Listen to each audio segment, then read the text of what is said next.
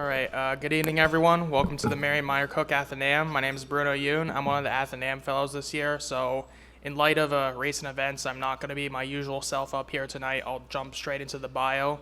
Here tonight we have Professor Marc Gopin. He has pretty unique insight into what goes on in people's brains when they're in conflict, specifically with regards to religion and culture. He's the James H. Laue Professor at the School for Conflict Analysis and Resolution at George Mason University. He's the founder and director of the Center for World Religions, Diplomacy, and Conflict Resolution. Gopin has trained thousands of people in conflict resolution strategies. He's worked in a lot of countries, starting with the letter I, that have been the site of a great deal of political conflicts in recent years: Israel, Iran, India, Italy, and Ireland. He's consulted on conflicts inside major companies and between adversaries and destructive conflicts domestically and globally. He has a PhD in ethics from Brandeis University, and Professor Gopin's Athenaeum presentation is co-sponsored by the Keck Center for Strategic and International Studies. So a couple of reminders before we begin. Audio and visual recording strictly off limits. Put away your cell phones at this time. This talk will last approximately 45 minutes, giving us about 30 for Q&A. However, you are welcome to leave at any time. Now, without further ado, please join me in welcoming Marc Gopin. Thank you. Thank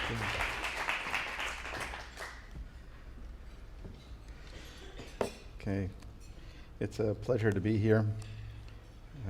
Just taking up my notes. We did an exercise at my table that I didn't get a chance to complete. I asked everybody what their major is and what they know about their mother's mother. So we had it was an amazing exercise. The students who go overseas with me, they actually have a tradition of let's see if we can get Gopin to talk about himself, because I ask so many questions and I get people to talk so much that they never find out much about myself, which helps in some of my work, because I'd rather people not know about some of the things that I'm up to. But I didn't get a chance to finish, so I'm going to say, my name is Marc Gopin, and I majored in history in Columbia, and or intellectual history of ideas. And then I moved on for a degree in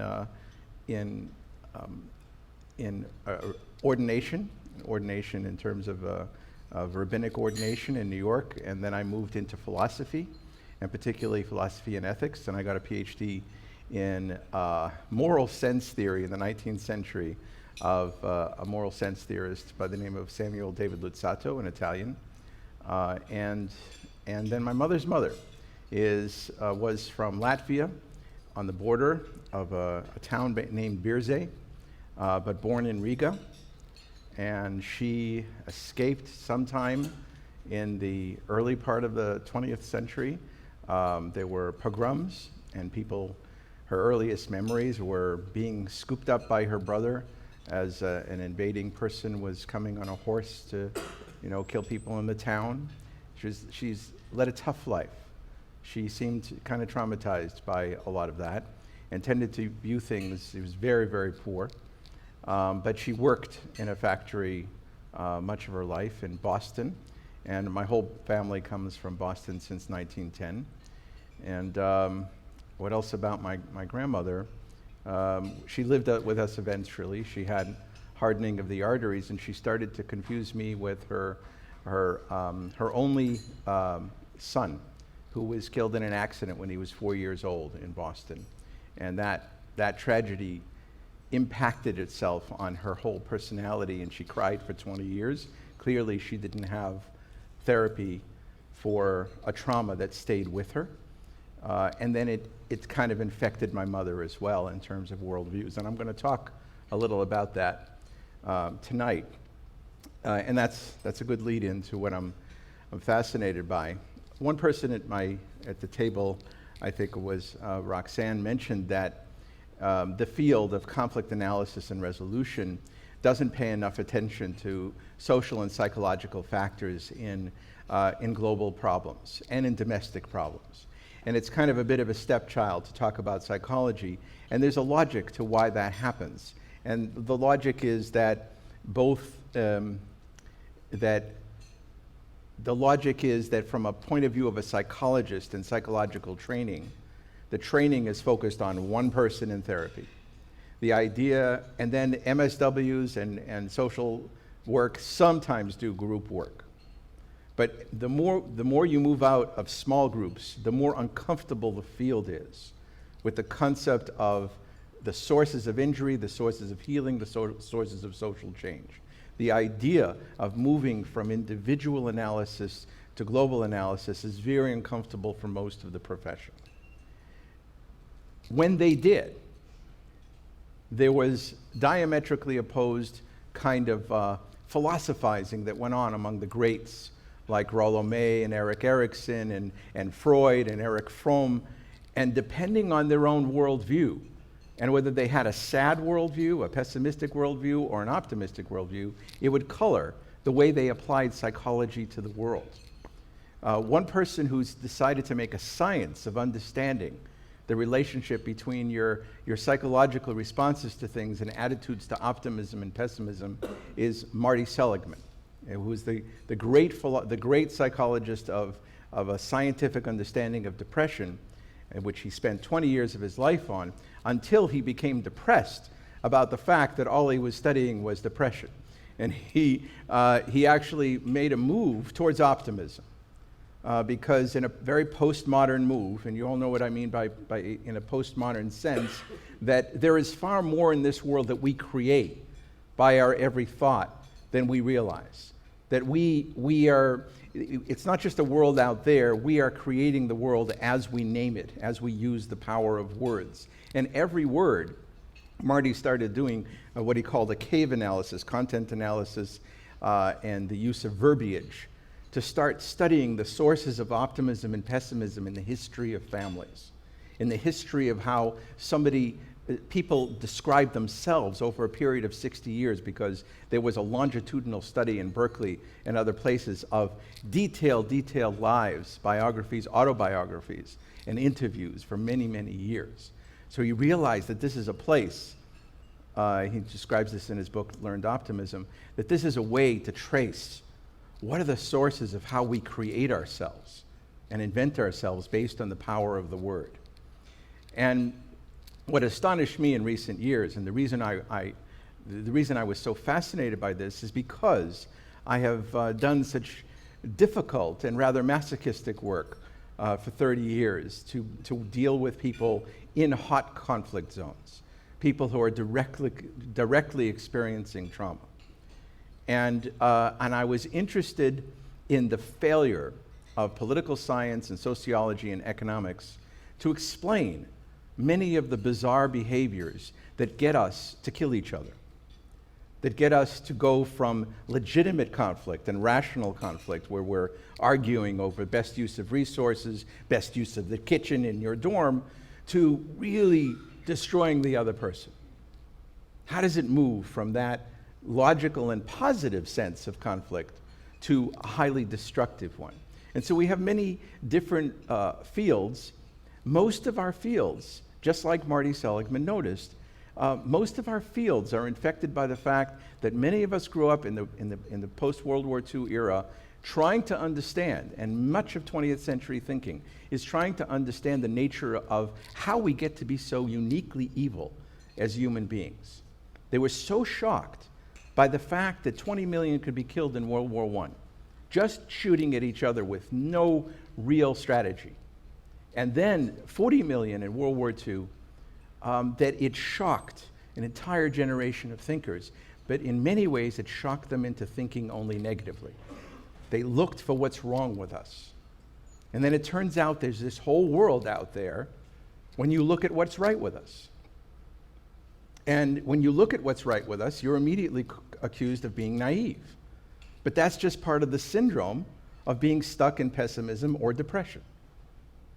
So it turns out that there's a legitimate mixture out there of extraordinary evidence for the dark side of the human being, and extraordinary evidence and far more evidence for the very resilient and amazing way in which we're actually too successful, so successful that our existence has been so dramatically improved in the last 200 years, that we're wiping out all the other species because we're doing so well at expanding our lifespan and the value of every life that human rights embodies. And paradoxically, it's killing the trees, it's killing many things. That's an interesting irony of history, that we've actually moved towards a resilience of human rights and value of people, that there's not much room left for other species. And so this is a paradox. So we're doing very, very well in something, and I wanted to identify what is it? What are the resilient aspects of who we are? And the reason I needed to do that is because I had no other resources when I was facing the overwhelming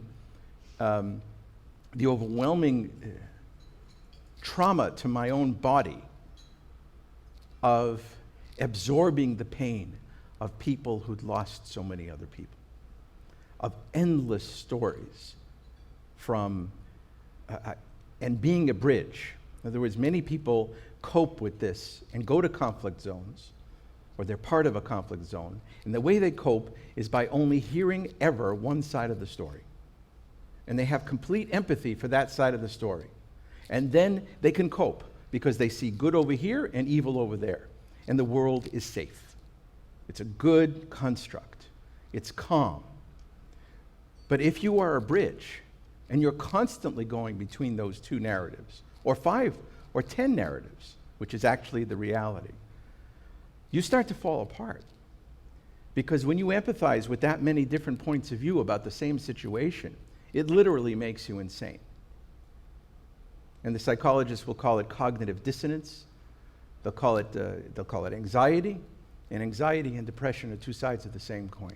So I wanted to understand what it was to be able to manage this in a better way than the burnout that I had been experiencing. And honestly, all the fields that are so good at conflict analysis, from brilliant political science and international relations, all fell down on this subject. I wanted to know, why is it that that an Elie Wiesel can take comfort in the Jewish narrative after Auschwitz and become completely absorbed in that narrative to the point where he's always going to choose that narrative over any other enemies. And he lives his life with an extraordinary inspiration against genocide, against Holocaust, but with a very, very particular strain of that that's very much deeply into my community, my Jewish community.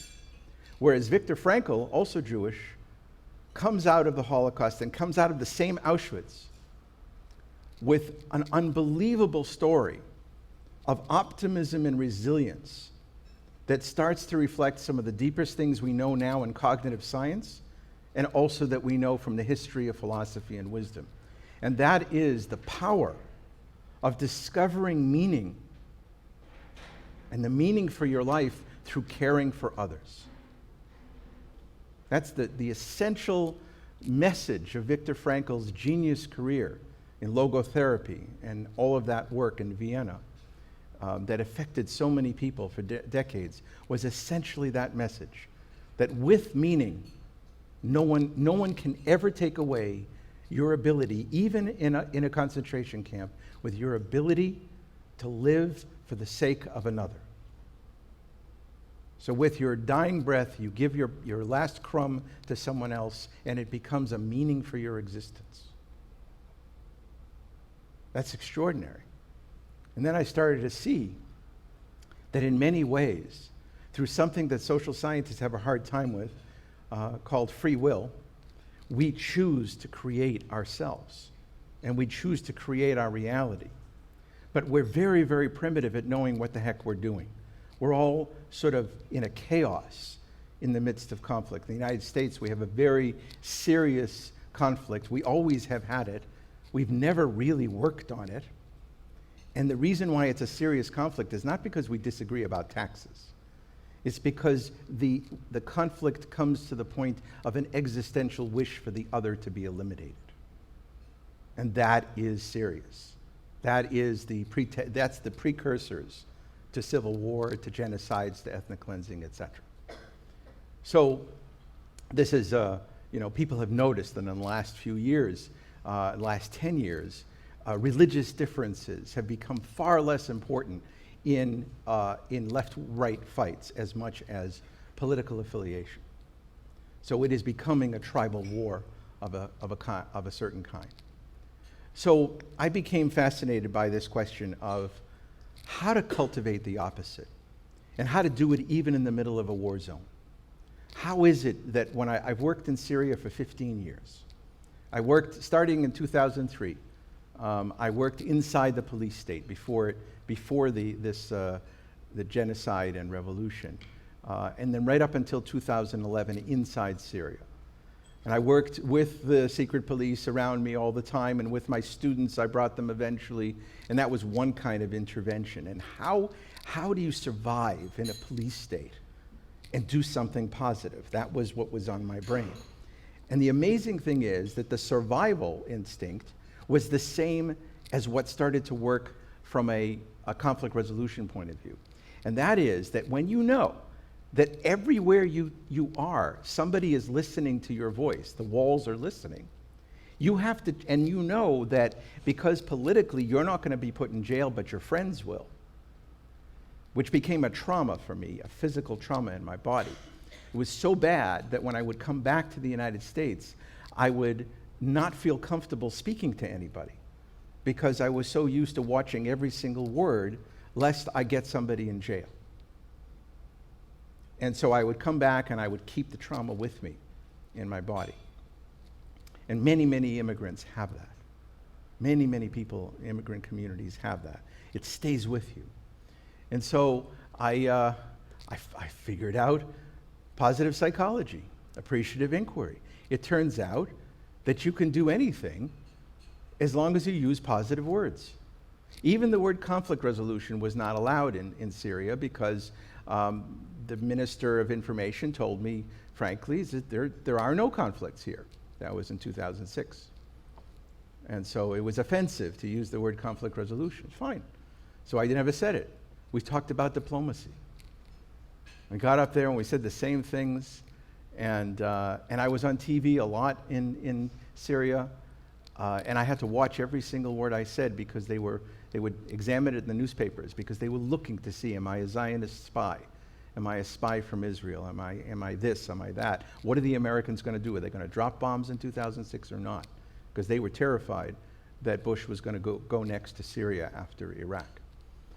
So I started to see that even in the worst space, the power of positive psychology was that I had in my classroom, because the Syrians joined, I had mukhabarat, I had secret police, and then I had Christians, and I had Muslims, I had Shia, I had Sunni, I had Alawite, the small mysterious group that controls most of the politics of Assad's tribe.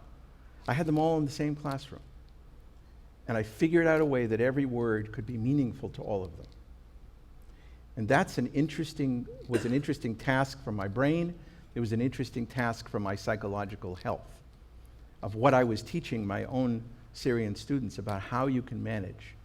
And honestly, we were doing very well. We were on television a lot. We were getting awards. We were getting appreciation from both the royal family and from people in human rights. Royal family, I just called them royal family. The ruling family. But then there were other forces that were determined to destroy Syria.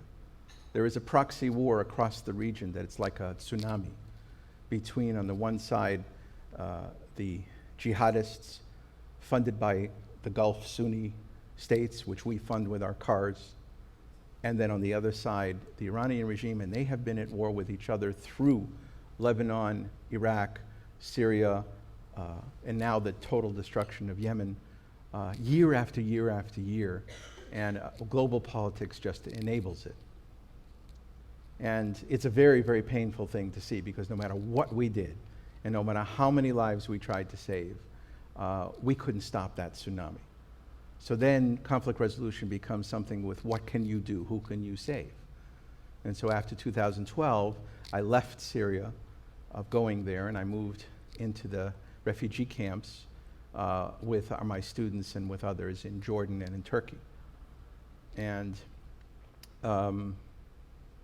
which I can show you, actually, if you want to put that on.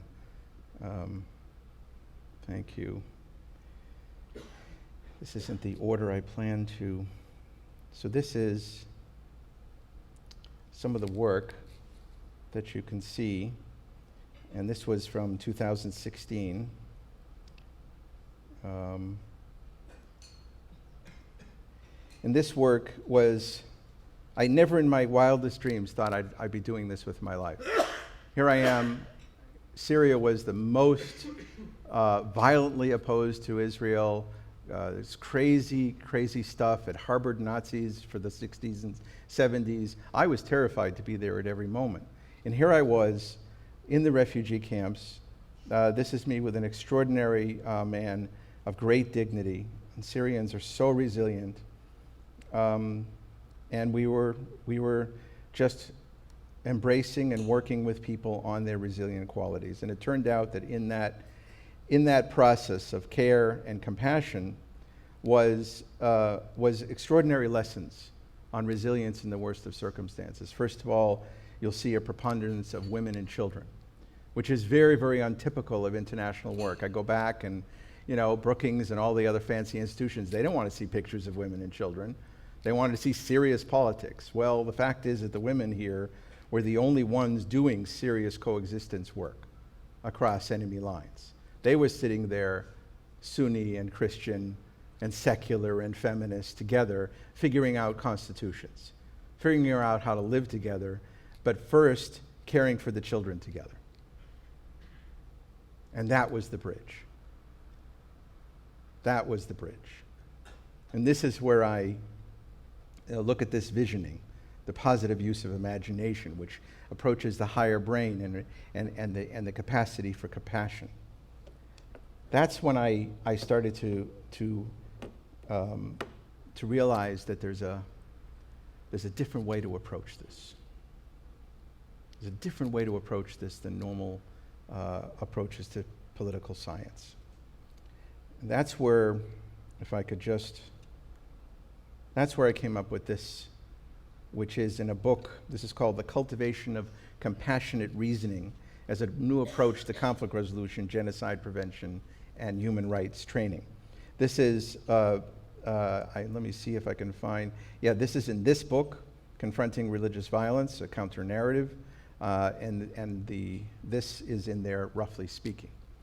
I wrote the article that I wrote for Countering Religious Violence is obviously I have a subspecialty that I took my work in ethics and conflict resolution and I moved it towards an understanding of world religions, both in their great capacity for ultra-violence and their great capacity for peace building. Because the history of the last few thousand years is that many of our most brilliant ideas of wisdom come out of spiritual traditions, all the way from in the Far East, from Taoism and Confucianism and Mencius and other extraordinary people, all the way to the great wisdom traditions in the Middle East, also inspired by Greek wisdom tradition, because the Hellenistic field went over, but also from Persia, from Babylonia, a great wisdom tradition on peacemaking and on a deep approach to the human being as sacred, all the way to the dark side, that the great monotheistic traditions were uniquely committed to the elimination by genocide of others, so that the Bible has commandments to wipe out entire peoples. And those Old Testament commandments became not the inspiration for Jesus in the New Testament, but the inspiration for the Crusades, the inspiration for global conquest, for gold and slaves, with the veneer of religiosity. But in fact, an effort to ethnically cleanse, destroy, acquire gold, acquire slaves. All of that in the name of God. So this paradox of religion was the essence of my several books on it. But as I got further into the practice of this, because I'm a practitioner and a scholar, I started to, first of all, I started to be very traumatized by my work. And I was examining that and trying to understand it and trying to fit it into, where does this fit into my family? I'd been reading psychology. the great psychologist since I was 12 years old. And I was trying to make sense of why do I keep putting myself into these horrible situations with people who have been traumatized, and what does it have to do with my mother's mother and her lifelong crying over one child? And what is that, and how do I manage that? So let's say I am addicted to that. What do I do with it? Is it manageable? Is it sustainable? Or is there something wrong with my method? Because so many people, great caregivers around the world, burn out. And burnout, whether you're a doctor or a nurse or any kind of aid giver globally, there's a limited lifespan you have.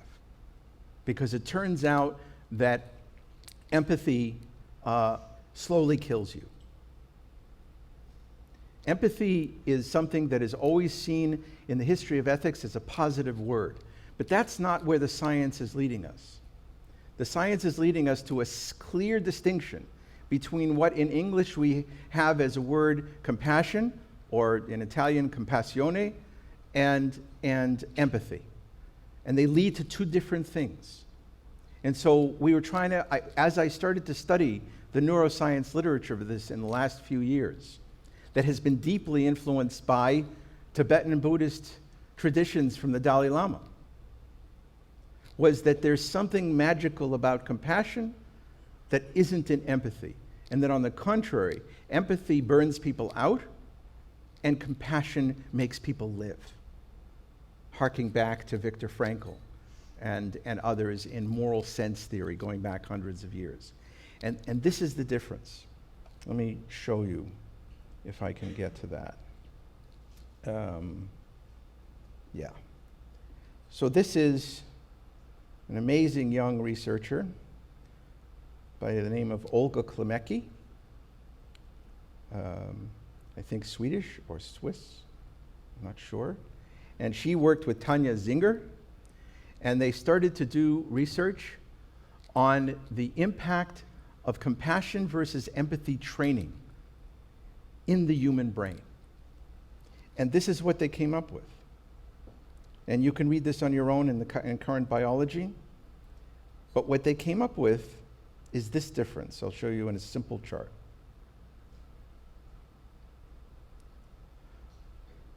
So look at empathic distress first, because I tend to be negative.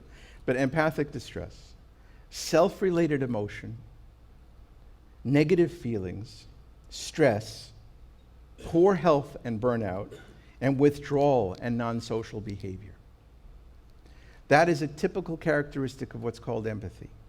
Compassion is an other-related emotion. It's positive feelings of love and care. It's good health, and it is focused on an approach to others and a pro-social motivation. Well, it turns out that by doing very extensive fMRIs, which is a magnetic resonance of the brain, while people are being trained in this, in feeling more intensive empathy and more intensive compassion, look at this chart. You see all the red? That's where compassion lights up in the brain. When people are meditating on and experiencing and practicing compassionate love and care to others. When they're feeling empathy and feeling really bad for somebody that they're looking at or meditating on, it's the blue parts. They're not overlapping. They're only a little overlapping in various places. You'll see a more subtle map below. And this is just what we know is lighting up the brain. It turns out that what is lighting up the brain is also causing metabolic differences. And metabolism differences is your heart rate, it's your blood pressure, it's all these things that slowly make you either healthy or sick.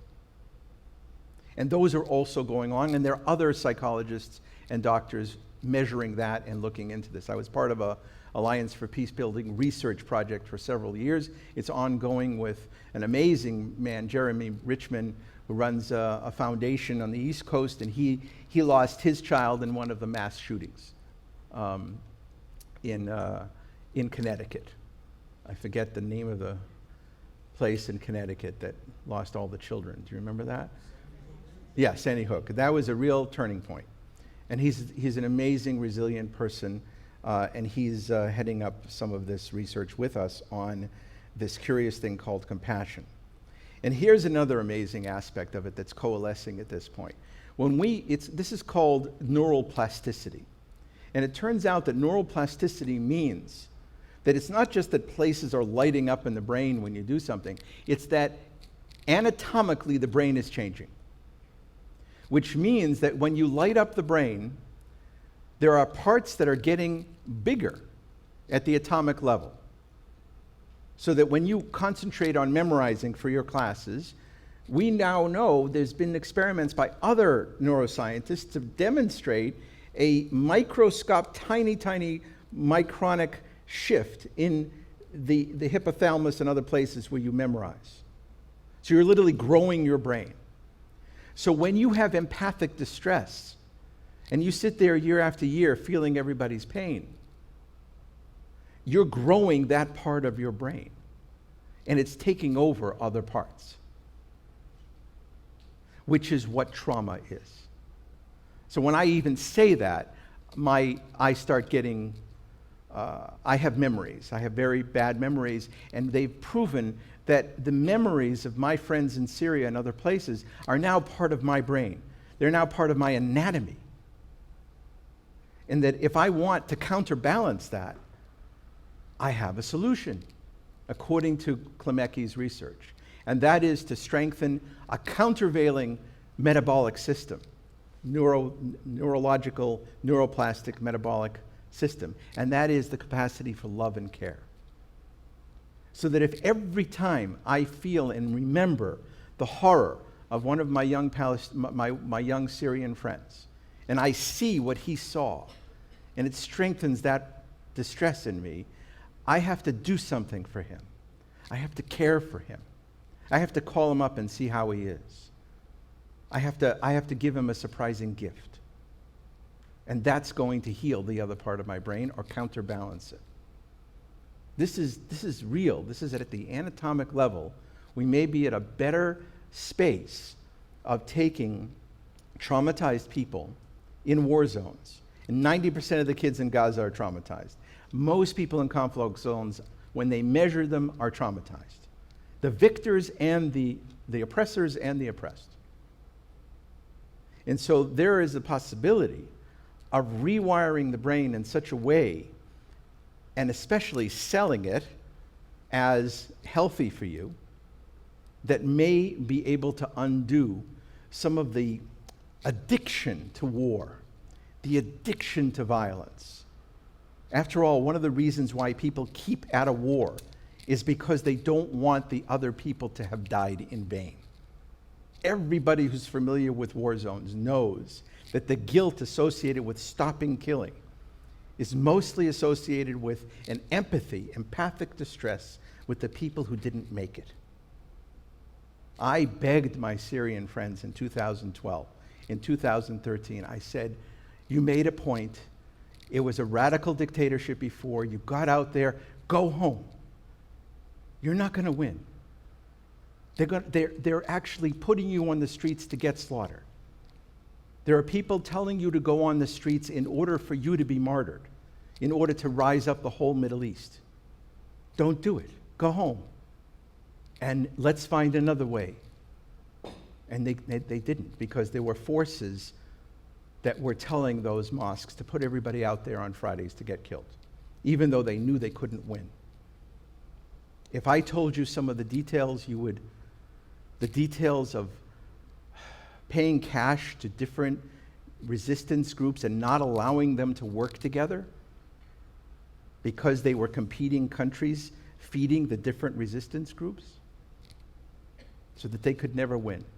And on the other side was a ruthless Russian and Iranian intention to completely bomb the hell out of an entire population, 500,000 dead, 12 million out of their homes, tens and tens of thousands tortured to death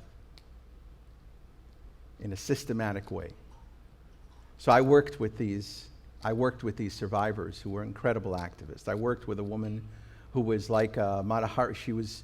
She lived secretly inside the regime, and she would come out to work with the children with us. And secretly, she was involved in smuggling blood from Damascus into the countryside in her cars in order to save as many lives as possible, because Assad was bombing. Every single hospital had been obliterated. And then every doctor was being systematically assassinated. With intelligence, sophisticated intelligence from the Russians and from the Iranian oversight and Hezbollah, etc., to find those people and kill them. So these people were right in that, and if you saw them playing with the kids, you wouldn't even know they were traumatized, because they were channeling it into this care, and they were resilient and they were surviving. Now, I had this one person, I'm not going to say her real name, but she brings me, I'm in a hotel in Jordan, and she brings me this young kid who's like 22 years old. And he says, Mark, you have to stop the lecture. I need you to talk to me. I said, I'm in between. We got to go here, and I got the lecture. It said, just 15 minutes in your hotel room.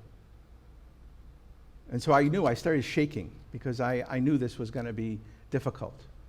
And she brings me this young kid.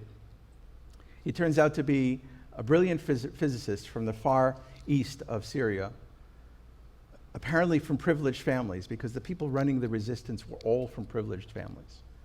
The secular Democrats, the people trying to establish democracy, were all from families that had more power.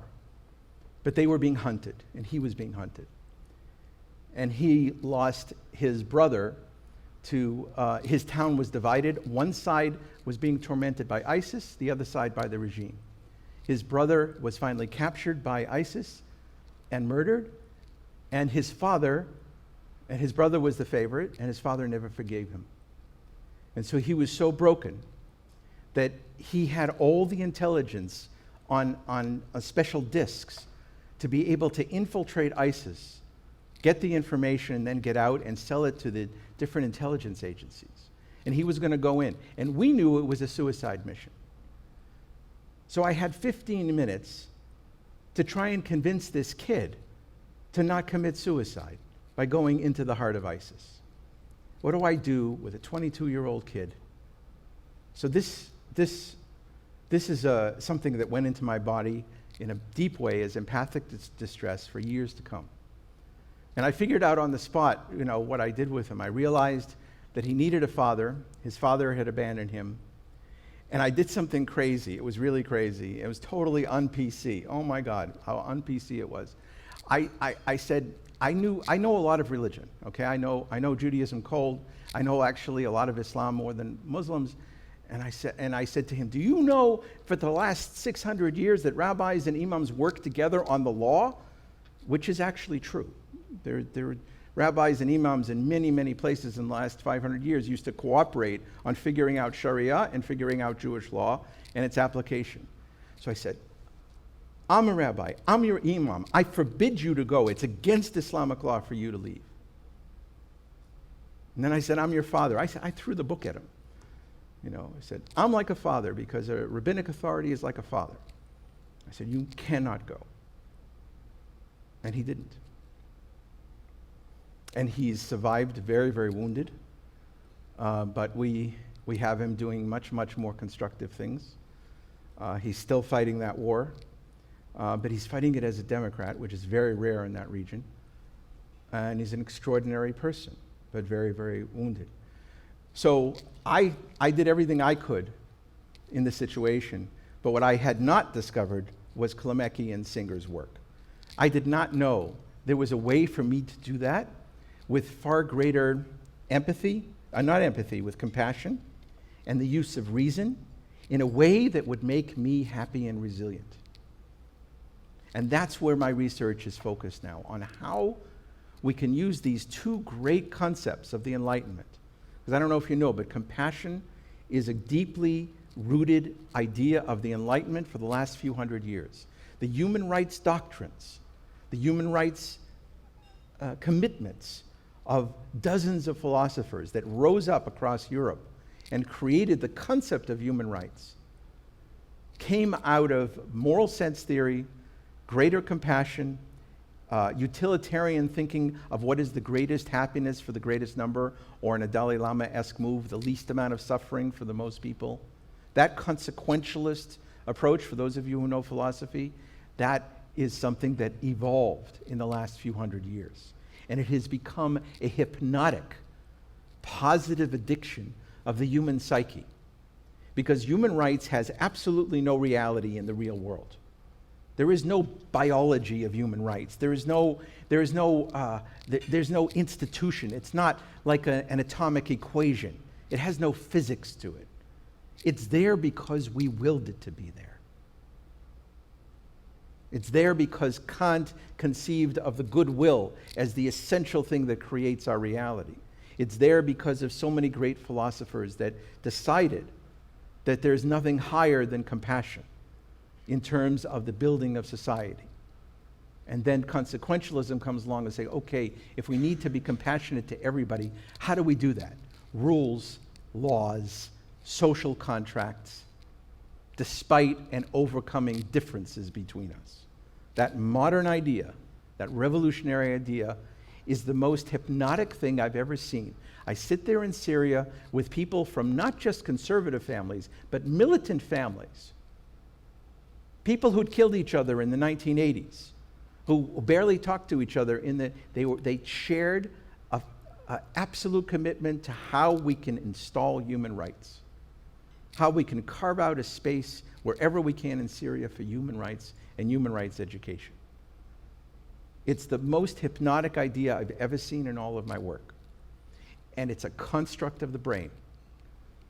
It's created and hardwired into the brain after a couple of hundred years of people saying it. But what amazes me is that the moment you can get people alone in a room and not afraid to talk, it doesn't matter how religious they are. It doesn't matter. They all want to figure out, how can I vote? How can I assert this? How can I create governance? And what's fair to all of us?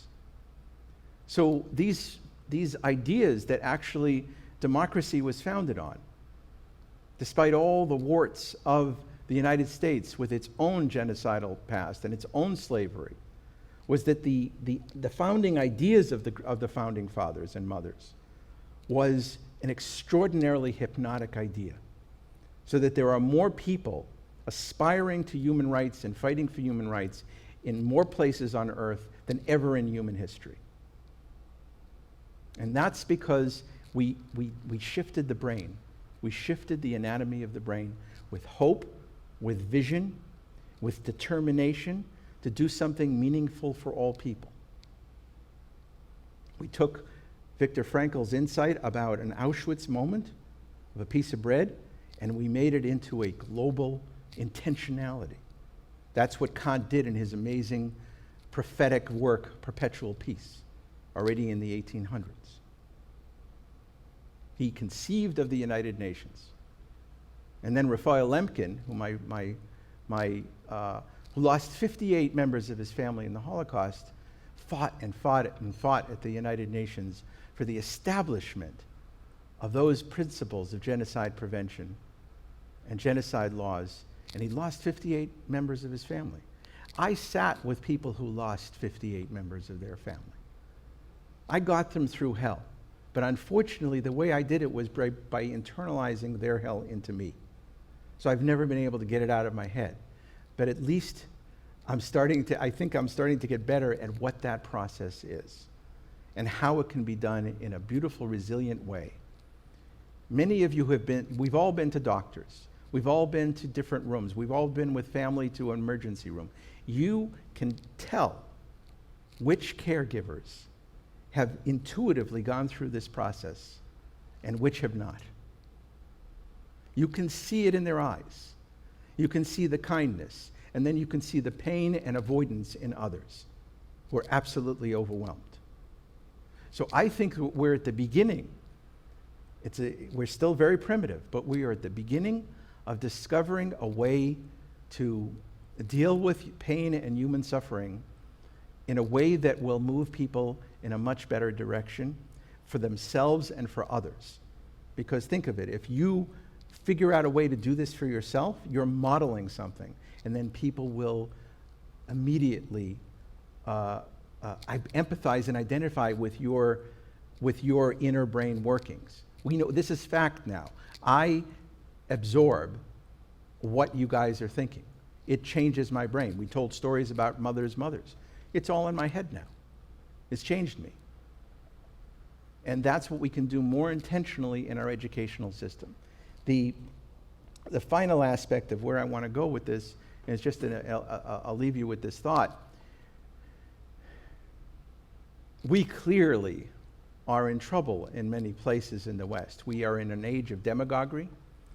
We are in an age where we're obsessed with trying to understand how so many demagogues have taken over so many countries so quickly through the democratic process. We have been shell-shocked by the fact that professionals in militaries, I'm in Washington. I know a lot of professionals in military. I know a lot of professionals in intelligence. I don't share their views on many things, but we share a commitment to reason and causing the fewest amount of casualties.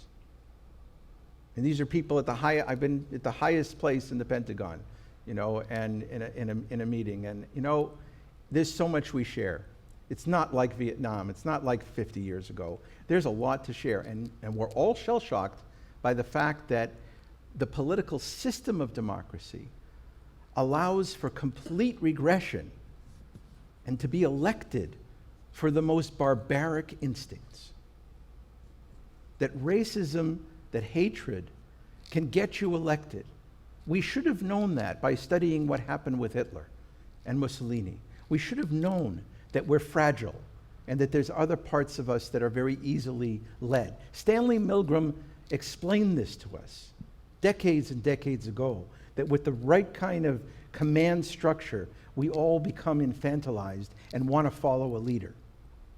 But we didn't realize that that means we had to get busy figuring out how to overcome that, how to not be subject to that in voting democracies, from here to the Philippines, to the Middle East, and to so many other places, to Hungary, and so many other places that are going backward right now. So the thing that I think, based on all of my studies for my whole life, is that the Enlightenment was an ingenious experiment that was mostly written by men, and mostly men that were understandably angry with organized religion. They were fed up with the corruptions and the wars of the churches and the wars with each other. I sympathize with that a lot. I see religion in so many places. I work in Israel, Palestine. It's so destructive, very often organized religion. But, and this is a big, big exception, they didn't realize that there's no way the brain changes without habit and virtue, something Aristotle understood 2,500 years ago. You have to repeatedly train yourself in compassion and reason and independent thinking. It doesn't happen by itself. So a lot of traditional religious systems understood that. So when they want to train you, I grew up saying blessings all day long, because in Jewish tradition, you were supposed to say about 100 blessings a day. And they were very organized as to what those blessings were. And so all of that, the language of that blessing was internalized into me. Where are the 100 times a day that I have to memorize the power of compassion, the power of care, the fundamental right of every human being to be free, to be equal? Where is our system of implanting that in the consciousness of 5-year-olds, 10-year-olds, 15-year-olds, 30-year-olds? We don't have it. We just say, okay, we're going to give people a fancy education, it's going to cost a lot, and the privileged few will guide the masses. It doesn't work. It doesn't work. And it doesn't work for intellectuals either, because I can't tell you how many people in conflict resolution really, really need some help with conflict resolution. Because it's an intellectual concept, and that's great, and go teach other people. But to internalize it, that's harder. So the final push that I want to suggest is that how do we create the habits and internalize them into our way of life, our way of teaching the next generation. Okay, so I want to stop now and take your questions, because and questions, thoughts, ways in which I can learn from you, and I'll be typing, and it'll look like I'm not interested, but I'm actually jotting down some of your thoughts and questions, because I've thrown a lot at you, and we have about 25 minutes, and we have to have a hard stop at 7:45. And I know how much a lot of what I said touched on the tragedy you're going through. So feel free to talk about that, but I was going to be respectful and not talk about it. So they're going to come around now, and we can take a few questions at a time, because that way more voices can be heard, and I can answer that. Excellent. Anyone else want to raise their hand? Yeah, over there. Please. Hi, my name's Emma. Thank you so much for your talk. I was just wondering, you talked a little bit about, and like you sort of ended on this, the practice of compassion, how that can help, heal the wounds of empathy over time. What are, especially in the wake of the tragedy that this campus has experienced, what are some ways that you recommend sort of integrating that daily practice of compassion just, into your daily life? Good. So mine is a little less related to the campus directly. Your name? Oh, my name's Grant. Hi, Gray. So as you may be aware, the Kashmir conflict in India and Pakistan had a flare-up today after a few years of being a more cold conflict. It's particularly pertinent since both are nuclear powers now. I was curious about your insight into how compassion can play a role in the conflict resolution that's going to need to occur in order to avoid some sort of arms escalation. Good. Okay. Third question. Hi, I'm Lena. Lena. My question is somewhat similar to hers, but I kind of understand the definitions of compassion versus empathy, but in like a very day-to-day setting, when you're interacting with someone, what exactly is the line between being empathetic and being compassionate? Thank you. Okay. All great questions. The first was your name Ellen? Did I say that? Emma. Oh, Emma, sorry. Okay. So these are all good and interrelated. In fact, Emma's question and Lena's are overlap, and then I'll get to Kashmir. So there are two things that I should have emphasized more. One is that empathy is necessary in the relationship between people. It's a deep, hardwired, old feeling that we have that has actually been quite adaptive to how human beings have survived. We literally can read each other's brains, and that's powerful. A lot of thinking animals can do the same, even more. Dogs seem to be better than humans in that, in many ways. So that's important. The thing we're learning is that it has to work together with compassion in a way that doesn't allow you to get sick from it. So it's the daily practice. These experiments were based on meditation. Literally the process of sitting there and imagining the people you love the most and basking in it, and basking in imagining helping them, and basking in what you could do for them. And then some of the meditation is moved towards strangers, and then eventually move towards people you're not getting along with, and then eventually towards enemies, real enemies. So there's a meditational approach that's been the most tested. But I suspect that one of the reasons why the neuroscientists are focusing on that is because they get to sit you in a chair and put on electrodes. And you can't put on electrodes to somebody who's engaging homeless people. Where are the electrodes supposed to go? So you can't measure it. So they want it for measurement purpose, but I feel pretty strongly the evidence is that actions do the same thing with the brain. So it seems to be like in the old spiritual guidelines and traditions that action with the intentionality is the key. If you're giving out, if you're doing something for somebody else and you're you're cursing them at the same time, it's probably not good for your body and your brain. And we all know caregivers who do that. It's like, you should have done this and you should have done that. I grew up with somebody, it's like, why did you do this? Because out of love for me, she was cursing me out for not taking care of my health. So at the same time that she's sacrificing, she's also, doing something pretty negative.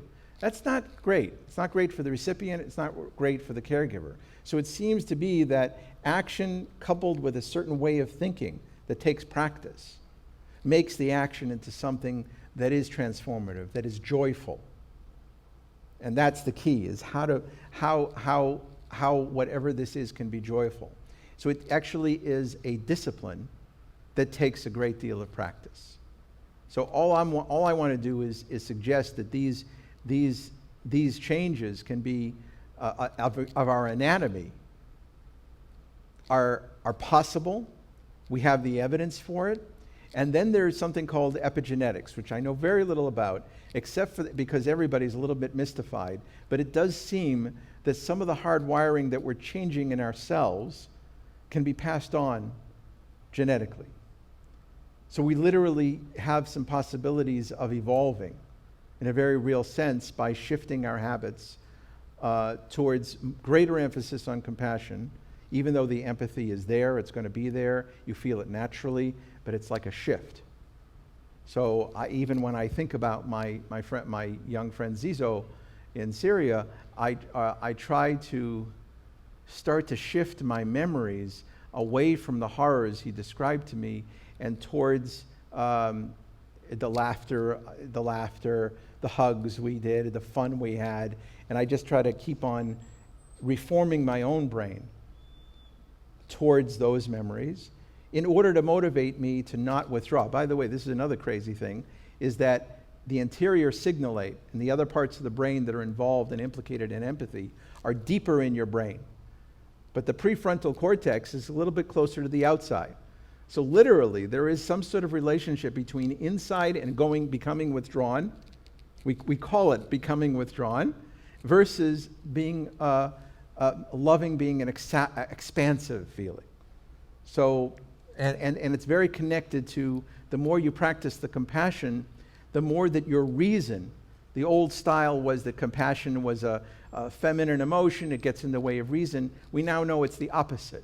The more compassion, the more your brain leads towards reasonable calculations for how to help with everyone through policy, through principles, through agreements. So it actually leads to the higher reasoning in the prefrontal cortex. We got to figure out the habits, and we have to teach each other that. And I would say the same thing with your. As far as Kashmir, that goes from the 30,000 feet. I'm at 0 feet inside the brain, and that's at 30,000 feet, and that's exactly where. We still have to have the good people in international relations and intelligence work and military to figure out how to prevent two nuclear powers from destroying each other and destroying us. And that's a whole field. And those are important. What I'm suggesting is that India-Pakistan has been in a state of paralysis since the separation in '48, which, by the way, created its own genocide. 1 million people died in the exchange. People don't even know that. They just think, it was partition. Partition is such a clean word for mass murder. We don't realize the trauma is embedded. So once you do that, in 100 years from now, if we survive, we would want a diplomacy that says, okay, you guys are going to work on military and security. You guys are going to work on what these people have not dealt with in terms of processing the fact that they're actually all cousins. They're actually all one country, India, Pakistan. It's a myth, the separation. And so to actually deal with that and come home and deal with what was done to each other and the things that people miss, etc., it's never talked about. So there's an element to this that has to be in parallel to the military, security, and intel work and the anti-extremist work. It's all important. I have people on the ground in Waziristan who are working with Taliban, who by day are fighting and by night are studying conflict resolution. I go and try to explain that to people who are figuring out Taliban policy. They don't know what they're talking about. They don't understand that the war is a day job for many people. It's how they feed themselves. It's how a man can be powerful at 25. That doesn't mean that his brain is not open to a better way. So that's all missing in contemporary primitive international relations theory. Others? Yeah. We'll take another 3. Roxanne? Thank you so much for your talk.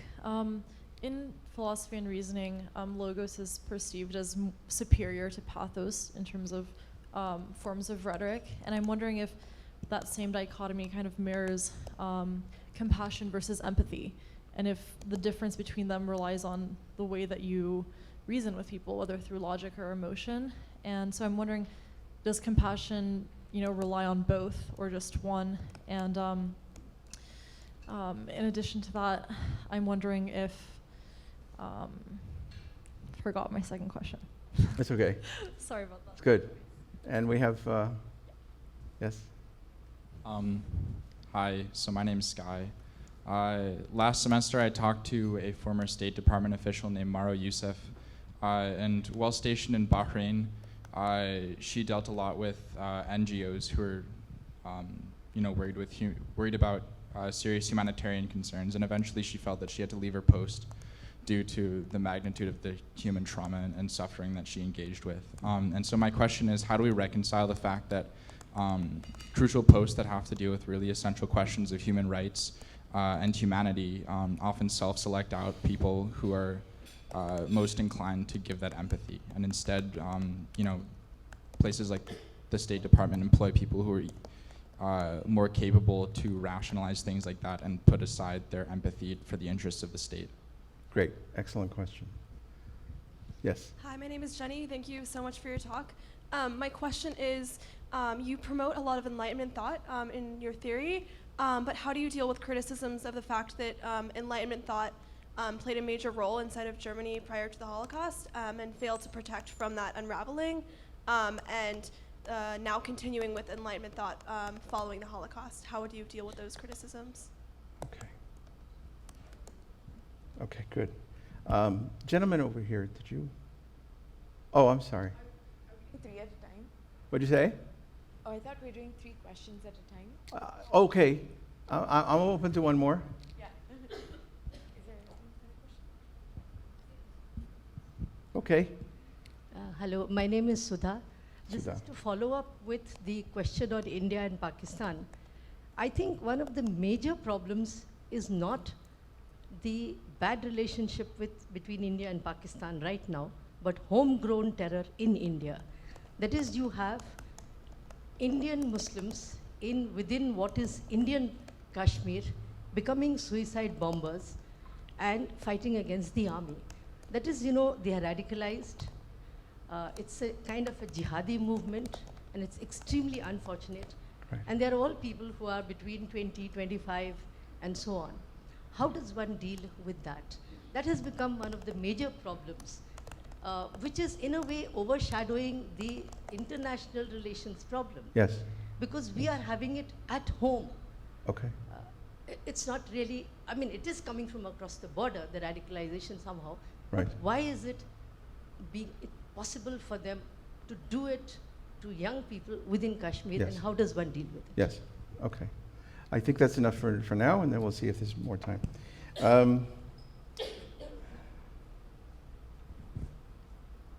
So logos over pathos, compassion, and reason is, as I was referring to the fact that, yes, the old way of thinking, which is actually a misinterpretation of the Enlightenment. If you look at Ernst Cassirer's philosophy of the Enlightenment, from the very beginning, the Enlightenment was not just about liberating the power of reason, it was also liberating the power of psychology and emotions.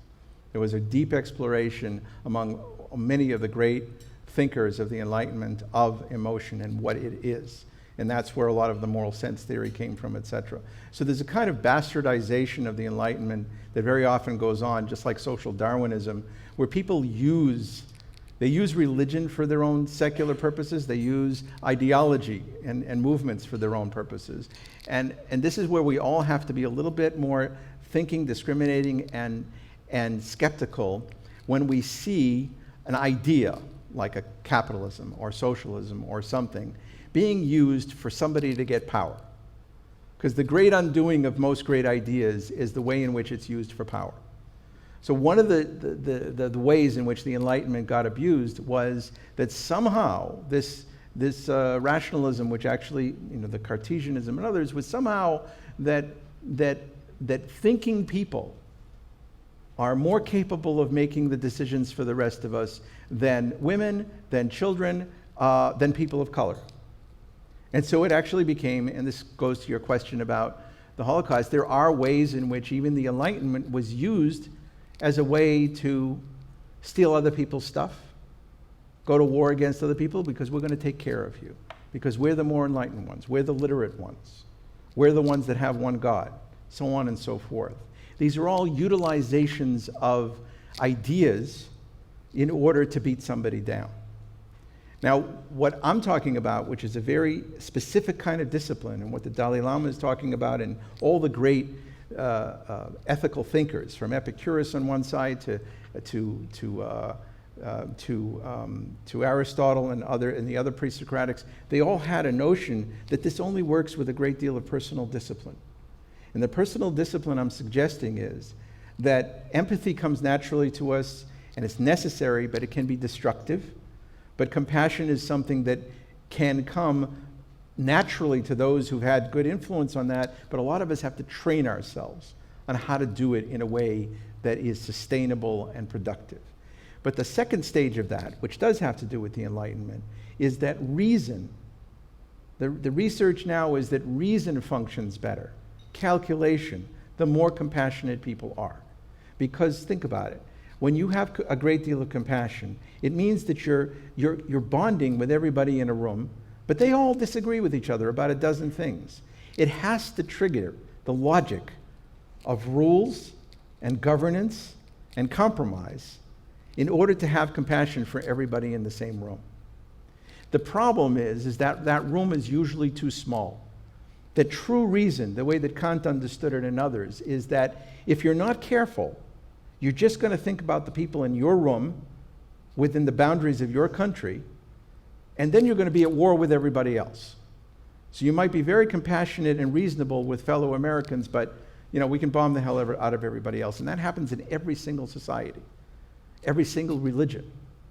So it takes great discipline to not let it be abused and bastardized towards my power over you, by keeping with the discipline of compassion and reason working together. Because reason ultimately tells you that it's not logical to be perfectly fair with your own citizens and abuse the hell out of others. It doesn't work. It always leads to war. It's not good for your own compassion. If you keep on, if you abuse kids who don't happen to be American citizens, you're eventually going to abuse your own kids. It just doesn't work to make that separation. It destroys you. And every single conflict I've been in, Israeli-Palestinian conflict for 30 years, everybody thinks about, let's have these rules over here for Jews and Arab citizens of Israel, and we can do that, but we can't do anything with the territories. The army's got to do their thing. And before you know it, after 30 years, it starts corrupting the soul. And same for the Palestinian community. All those years of terrorism corrupts the soul. So, and that comes back to your question about Kashmir, is that we have a problem. And we have a problem that looks like a religious problem, but it's not. It's a problem with states that build empires based on religious extremism for foot soldiers. So there are very irresponsible things that have happened in the Cold War that the United States actually was a big part of. We have even conversations in the Oval Office from the 1950s between American presidents and Saudi Arabia, and between the British and Saudi Arabia, about the mobilization of anti-communism through jihadism. And so we are reaping the consequences of militarizing religion.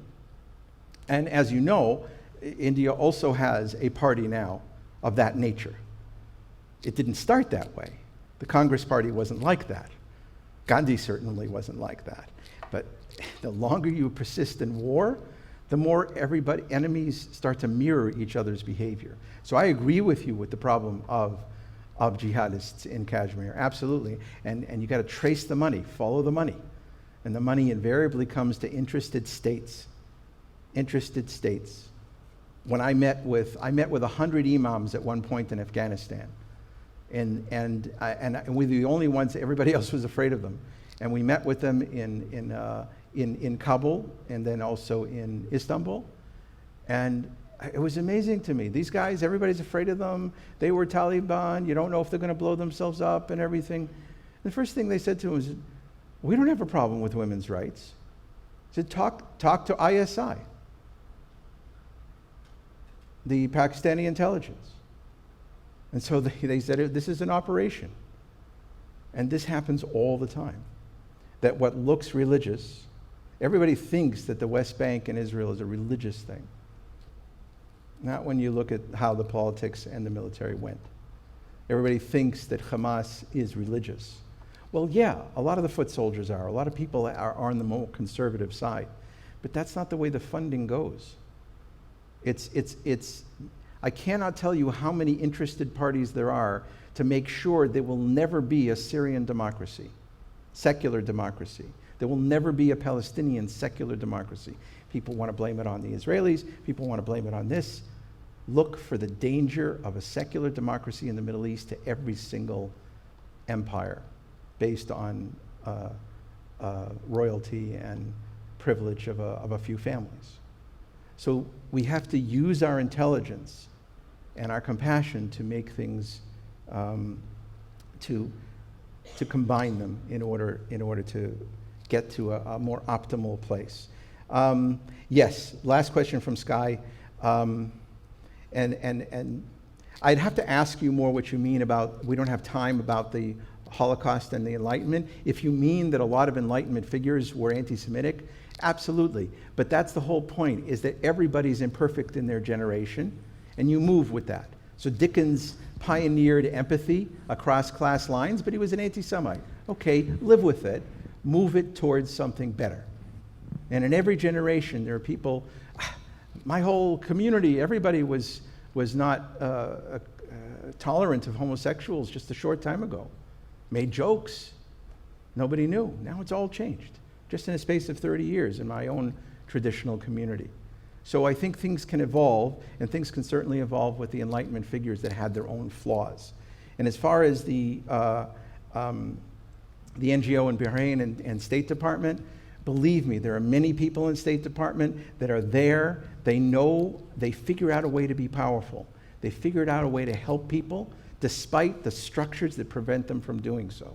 So it can be a wonderful job for a short time in various State Department roles. If you're smart, if you remember your compassion, you use your head, you're careful, and you figure out how to help people in AID and even in the military. I have met pacifists in the military, believe it or not. So there's all sorts of interesting ways to fit into the system and change the system from within. That's the short version of that. So thank you very much, and it's been a wonderful being here. Please join me in thanking our Marc speaker for Gopin. tonight.